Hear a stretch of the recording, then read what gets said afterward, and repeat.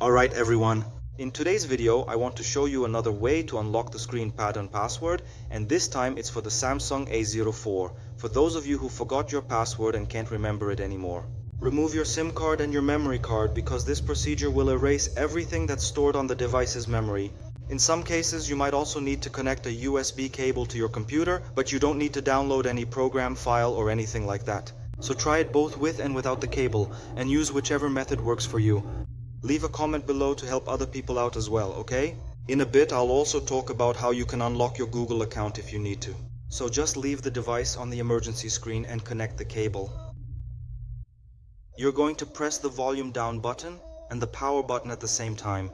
As soon as it restarts, release the volume down button, press the volume up button, and when the Samsung logo appears on the screen and stays there, release the volume up button and the power button, which is the on-off button, and keep holding the volume up button until it enters recovery mode. I'll show you here to make it easier for you, okay? Volume down and power. Hold it until your device restarts, just like we told you. Just a few seconds. Keep holding. Release the volume down, press the volume up. Now pay attention to the screen. You saw the logo flash, keep holding the buttons.